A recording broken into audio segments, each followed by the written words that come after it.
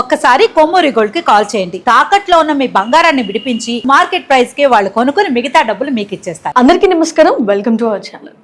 రోజువారీగా ఏ పని చేయాలన్నా ఎన్నో రకాలుగా ఆలోచిస్తూ ఉంటాము. శుభం జరుగుతుందా, ఏది జరిగితే శుభం జరుగుతుంది, ఏది చేస్తే అశుభం జరుగుతుంది అనేది చాలా చాలా డౌట్స్ ఉంటాయి, కన్ఫ్యూజన్స్ ఉంటాయి.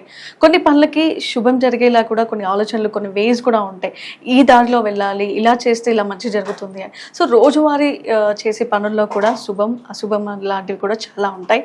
సో ఇలాంటి వాటి గురించి మనం మాట్లాడదాం ఇవాళ. సో మనతో పాటు ఉన్నారు కేఎస్ఆర్ గారు. గురుగారు నమస్తే. గురుగారు, పుట్టుమచ్చలు ఎక్కడ ఉంటే ఐశ్వర్యం కలుగుతుంది, ఎక్కడ ఉంటే దరిద్రం కలుగుతుంది? అయితే అసలు పుట్టుమచ్చ ఎక్కడుంటే అవసరం అనేది పక్కన పెడితే, ఎక్కడుంటే శుభ ఫలితాలు కలుగుతాయి, ఎక్కడుంటే అశుభ ఫలితాలు కలుగుతాయి అనేది. ఎందుకంటే ప్రతి ఒక్క పుట్టుమచ్చ అనేది కూడా పూర్తిగా అన్ని పుట్టుమచ్చలు సంపదలకే నిలయం అయ్యి ఉండాలని లేదు. కొన్ని పుట్టుమచ్చలు సంపదను తెచ్చిపెడతాయనుకుంటే, కొన్ని పుట్టుమచ్చలు కీర్తి ప్రతిష్టలు తెచ్చిపెడతాయనుకుంటే, కొన్ని పుట్టుమచ్చలు కొన్ని పనుల్లో విజయాన్ని చేకూర్చి పెడతాయనుకుంటే, ఇలా ఒక్కొక్క పుట్టుమచ్చకి కొన్ని కొన్ని ప్రత్యేక ఫలితాలు అనేవి ఉంటాయి.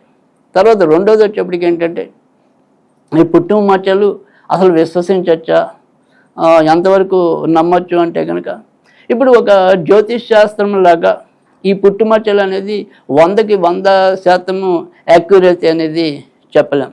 అంటే ఒక పుట్టుమచ్చ 50 మందికి అదే రైట్ అవ్వచ్చు, కానీ 50 మందికి ఒక్కోసారి అది యథార్థం కాకపోవచ్చు.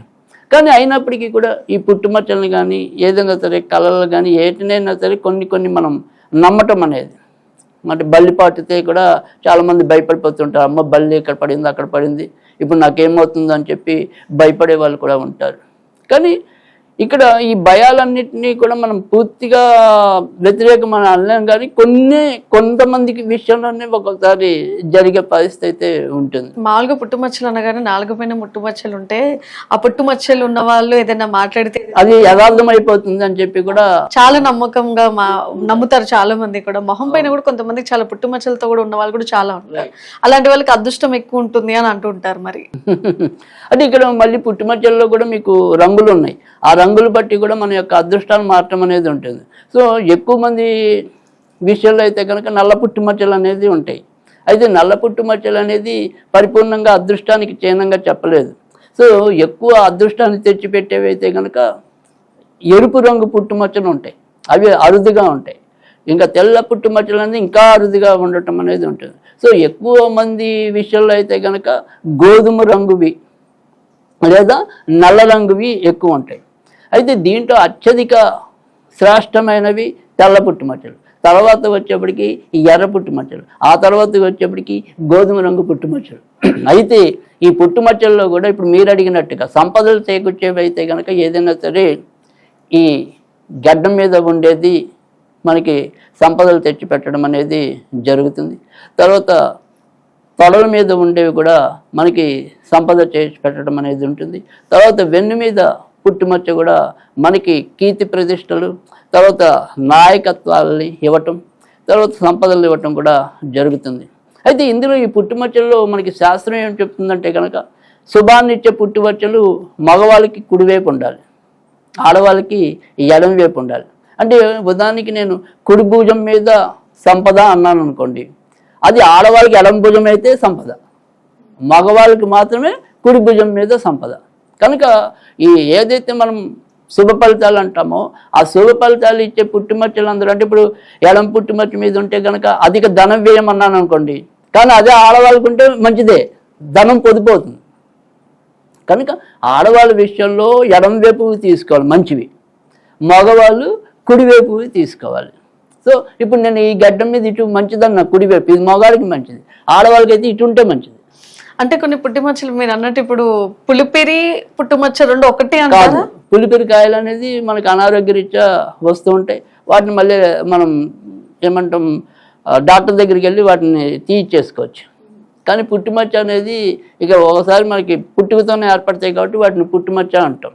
సో అవి ఎప్పుడు కూడా ఇంకా స్థిరంగానే ఉంటాయి. సో అవి చెదిరిపోయే పరిస్థితి ఉంది. అందుకే మీకు ఎప్పుడైనా సరే మనకి ఇప్పుడు రోజుల్లో నాకు తెలియదు, కానీ మామూలుగా అయితే కనుక ఈ 10th క్లాస్ పరీక్షలు రాసేటప్పుడు కంపల్సరీ వాళ్ళకి మోల్ అనేది ఎక్కడుంది అనేది స్పష్టంగా వాళ్ళు హాల్ చెప్పాలి. టికెట్ లో కూడా రైట్ సైడ్ మూల ఉన్న అలా ఏదైతే ఉంటుందో, ఎందుకంటే అవి మార్చడానికి ఉండదు, మనం సృష్టించుకోవడానికి ఉండదు. సో అందుకని వాటిని ప్రామాణికంగా తీసుకోవటం అనేది కూడా జరిగేది. కన్నుపై ఉంటే ఎలా ఉంటుంది? సో గడ్డి పైన ఉంటే కనుక ఖచ్చితంగా సంపన్నత అనేది జరుగుతుంది. తర్వాత పెదం మీద ఉన్నా కూడా, అంటే ఆడవాళ్ళకి ఎడమ కన్నులో ఉండాలి, మగవాళ్ళకి కుడి కన్నులో ఉండాలి, అప్పుడు సంపదలు రావటం అనేది ఉంటుంది. అరచేతిలో ఉంటే కనుక అధిక ధనం వ్యయం అనేది ఉంటుంది.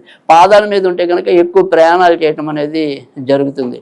తర్వాత బాగా దురదృష్టాన్ని ఎక్కువ ఇచ్చేదైతే కనుక ఈ గజ్జల దగ్గర ఎవరికైతే పుట్టుమచ్చ ఉంటుందో వాళ్ళకి డబ్బు నిలవలేకపోవటం, ఎంత ఉన్నప్పటికీ కూడా మళ్ళీ వాళ్ళ స్థితిగతులు కిందకు వచ్చేయటం అనేది ఉంటుంది. కనుక అక్కడ ఎక్కువ అశుభ ఫలితాలని చేర్చడం అనేది చెప్పారు. తర్వాత ఎవరికైతే ఈ ఛాతీ భాగం దగ్గర ఉంటాయో వాళ్ళకి కూడా అదృష్టం సరిగ్గా ఉండదని చెప్పారు. కనుక సంపద ఇచ్చేవి కానీ లేదా శుభ ఫలితాలు ఇచ్చేవి కానీ కంటి మీద ఉండేవి శుభ ఫలితాలు ఇస్తాయి. తర్వాత భుజాల మీద ఉండేవి మంచి ఫలితాలు ఇస్తాయి, తొడల మీద ఉండేవి మంచి ఫలితాలు ఇస్తాయి, హృదయం మీద ఉండేవి కూడా మంచి ఫలితాలు ఇస్తాయి. కనుక ఆ రకంగా శుభ ఫలితాలు ఉండటం అనేది జరుగుతుంది. సో చూసారు కదా, రోజువారీగా చేసే శుభాలు అశుభాల గురించి. మంచి జరిగినా మంచి చేసే దాంట్లో కూడా ఎన్నో తీరులు ఉంటాయి. సో ఈరోజు రోజువారీగా చేసే పనుల్లో మంచి ఏది, చెడు ఏది, ఏ రోజు ఎలా చేయాలనేది చాలా చక్కగా చెప్పారు కేసీఆర్ గారు.